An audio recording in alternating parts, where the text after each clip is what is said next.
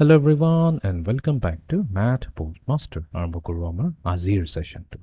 তো আমি class 7 chapter number 8 যোনটো হৈছে ৰেচনেল নাম্বাৰছ সেইটো আমি ফাইনেলি কমপ্লিট কৰিলোঁ বহুতখিনি ইম্পৰ্টেণ্ট আইডিয়াছৰ ওপৰত আমি ডিছকাশ্যন কৰিলোঁ ৰেচনেল নাম্বাৰছ কি হয় ৰেচনেল নাম্বাৰছক কেনেকৈ এটা নাম্বাৰ লাইনত ৰিপ্ৰেজেণ্ট কৰে দুটা ৰেচনেল নাম্বাৰ যদি দিয়া থাকে সেই দুটা ৰেচনেল নাম্বাৰৰ মাজত আমি কিছুমান ৰেচনেল নাম্বাৰ পিক কৰিব পাৰোঁ আমি এডিশ্যন ছাবট্ৰেকশ্যন মাল্টিপ্লিকেশ্যন ডিভিজন কৰিবলৈ শিকিলোঁ তো এই গোটেইখিনি আইডিয়া যিমানখিনি আমি চেপ্টাৰটো শিকিলোঁ তাকে আমি আজি কভাৰ কৰিম আমাৰ এটা ফাইনেল ইউনিট টেষ্টেৰে so' let us begin Question number 1. Write 6 by minus 9 in the form of a rational number with numerator minus 18. তো আমাক এটা rational number দিছে 6 by minus 9 আৰু আমাক এটা এনেকা ফৰ্মত এইটোক লৈ যাব দিছে তাৰমানে ইয়াৰ ইকুইভেলেণ্ট ফৰ্মত লৈ যাব দিছে such that numeratorটো কিন্তু minus 18 হয় অ'কে তো আমাক কৈছে যে ইয়াৰ numerator হ'ব লাগিব minus 18 এতিয়া 6ৰ লগততো কিবা এটা নাম্বাৰ মাল্টিপ্লাই কৰিলে আমি জানো minus 18 হ'ব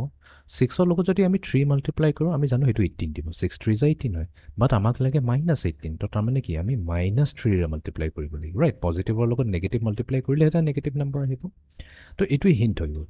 যদি আমি নিউমাৰেটৰৰ লগত minus 3ৰে মাল্টিপ্লাই কৰিছোঁ তেনেহ'লেতো ডিনমিনেটৰৰ লগতো সেই ছেইম minus 3 লগতেই মাল্টিপ্লাই কৰিব লাগিব তো এতিয়া ডিনমিনেটৰত অলৰেডি এটা নেগেটিভ নাম্বাৰ আছে minus 9 তো minus 9 ইনটু minus 3 কি হ'ব পজিটিভ হৈ যাব তো 9 3 যে কিমান হৈ যায় 27 হৈ যায় তো তাৰমানে আমাৰ ফাইনেল আনচাৰ কি হ'ব minus 18 by 27 এতিয়া যদি চাওঁ এইটো কাৰ লগত মেটচ হৈছে যে অপশ্যন চি লগত মেটচ হৈ আছে তো ইয়াতে আমি অপশ্যন চি চিলেক্ট কৰি ভেৰিফাই কৰি ল'ম অ'কে এতিয়া আমি যাওঁ নেক্সট কুৱেশ্যনটোলৈ ইয়াতে কৈছে what number is at point A এই পইণ্ট এত কি নাম্বাৰটো আছে এতিয়া যদি নাম্বাৰ লাইনটোত চাওঁ এইখিনিত 0 আছে আৰু এই লাষ্টৰ ৰেচনেল নাম্বাৰটোত আছে 7/3 তেনেহ'লে ইয়াৰ প্ৰিভিয়াছটো কি হ'ব 6/3 হ'ব নেক্সটটো কি হ'ব মানে প্ৰিভিয়াছটো আমি পিছলৈ গৈ আছোঁ 5/3 এইটো হ'ব আমাৰ 4/3 এইটো হ'ব আমাৰ 3/3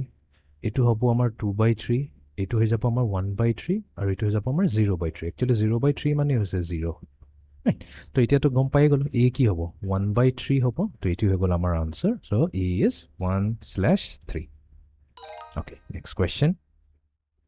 আমাক কৈছে what type of number is minus 0.12 bar এতিয়া এইটো আমি বুজিব লাগিব যে এই নাম্বাৰটো একচুৱেলি হৈছে এটা নেগেটিভ নাম্বাৰ ঠিক আছে 0.12 bar মানে কি একচুৱেলি এই যোনটো নাম্বাৰ হৈছে 12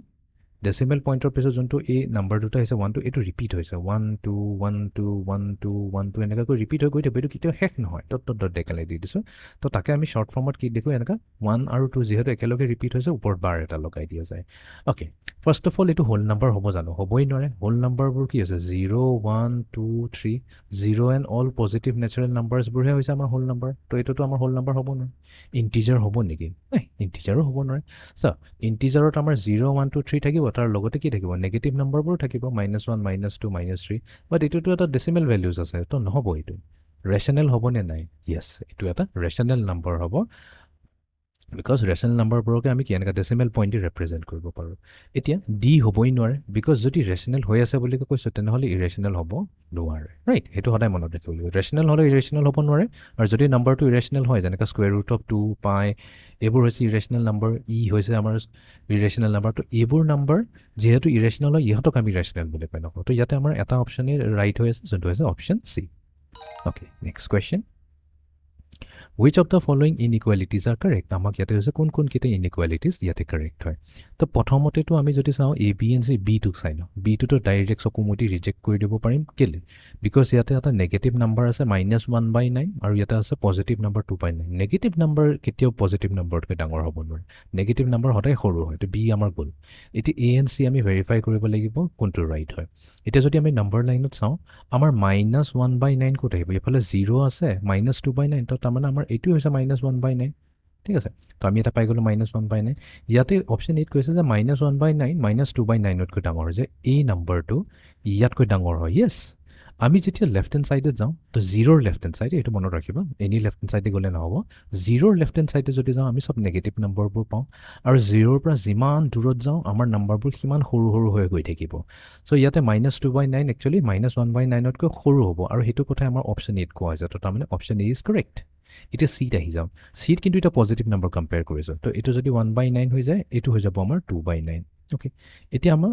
এইটো কিন্তু উল্টা হৈ যায় এতিয়া যেতিয়া আমি জিৰ'ৰ ৰাইট চাইডে যাওঁ নাম্বাৰবোৰ কিন্তু ইনক্ৰিজ হৈ গৈ থাকে তাৰমানে ইয়াতে জিৰ'ৰ পৰা যিমান দূৰত থাকিব সেই নাম্বাৰটো সিমান ডাঙৰ হ'ব তাৰমানে কি 2/9 1/9তকৈ ডাঙৰ হ'ব তো ইভেন 1 যদি চাওঁ 1 to 0 পৰা আৰু বেছি দূৰত আছে 1 2/9তকৈও ডাঙৰ হ'ব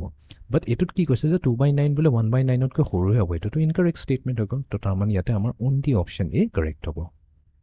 অ'কে নেক্সট কুৱেশ্যন এইটো এটা চিম্পল প্ৰব্লেম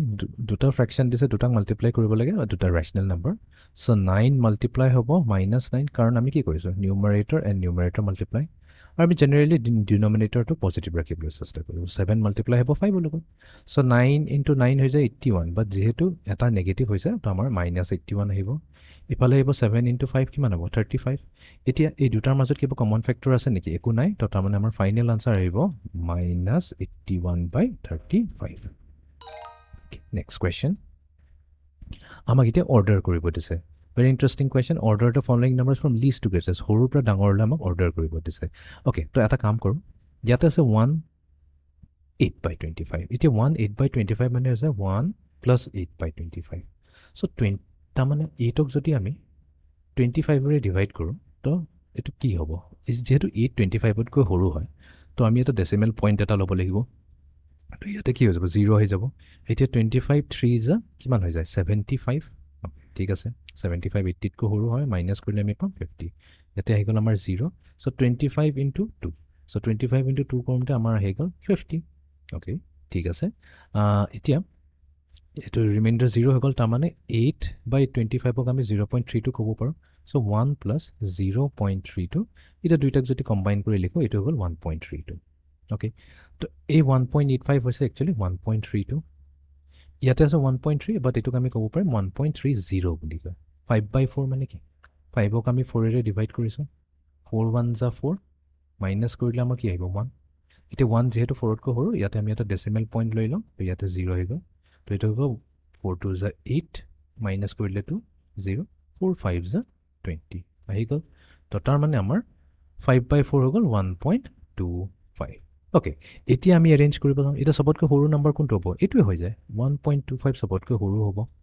দেন আহিব 1.30 তাৰপিছত আহিব 1.32 তো তাৰমানে একচুৱেলি 5/4ৰ পজিশ্যন ইয়াত আহিব লাগিব বিকজ 1.25 মানেই হৈছে 5/4 ই প্ৰথমতে আহিব 1.3 প্ৰব্লেম নাই ই মাজতে থাকিব বাট 8/25 এইটো থাৰ্ড পজিশ্যনত তেনেকৈ গুচি যাব তো এতিয়া আমি কি কৰিম এইটোক ফ্ৰণ্টলৈ লৈ আহিম আৰু এইটোক লাষ্টলৈ লৈ যাম এইটো হৈ গ'ল আমাৰ arrange from least to greatest okay এতিয়া আমি যাওঁ নেক্সট কুৱেশ্যনটো লৈ reduce to simplest form okay ঠিক আছে দুইটাক একচুৱেলি এড কৰিব দিছে ইয়াতে আছে আমাৰ -5/8 ইয়াতে আছে প্লাছ ব্ৰেকেটৰ ভিতৰত আছে মাইনাছ তো এটা পজিটিভ আৰু এটা নেগেটিভ ৰেচনেল নাম্বাৰ মাল্টিপ্লাই আছে তো আমি কি পাম নেগেটিভতে পাম -8/5 অ'কে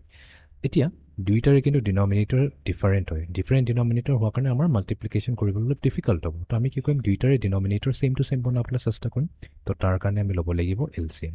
এলচিএম আমি ল'ব লাগিব 8 আৰু 5ৰ এতিয়া 8 আৰু 5ৰ মাজতো কোনো কমন ফেক্টৰ নাই আদাৰ দেন 1 তো তাহাঁতৰ এলচিএম ওলাবৰ কাৰণে আমি কি কৰিম চিম্পলি দুইটাকে মাল্টিপ্লাই কৰি দিম চ' 8 into 5 হৈ গ'ল আমাৰ কিমান 40 অ'কে তো লেটছ ষ্টাৰ্ট উইথ -5/8 -5/8 আছে তো আমি ইয়াৰ ডিনমিনেটৰ 40 বনাব বিচাৰিছোঁ তো 8ৰ লগত কি মাল্টিপ্লাই কৰিলে 40 আহিব সেইটোতো জানো আমি 8 into 5 হৈ যায় 40 তো তাৰমানে আমি নিউমাৰেটৰ লগতো 5 মাল্টিপ্লাই কৰিব লাগিব আমাৰ নিউমাৰেটৰত আছে কি -5 into 5 হৈ যাব আমাৰ -25 তো তাৰমানে -5/8ৰ ইকুইভেলেণ্ট ফ্ৰেকশ্যনটো হৈছে -25/40 অ'কে নেক্সট আমি আহি যাওঁ এতিয়া -8/5 লৈ 8/5 আছে ডিনমিনেটৰ বনাব বিচাৰিছোঁ আমি 40 তো তাৰমানে 5ৰ লগত আমি 8 মাল্টিপ্লাই কৰিলে পাই যাম 40 তো নিউমাৰেটৰৰ লগতো আমি কি কৰিব লাগিব 8 মাল্টিপ্লাই কৰিব লাগিব তো -8 আছে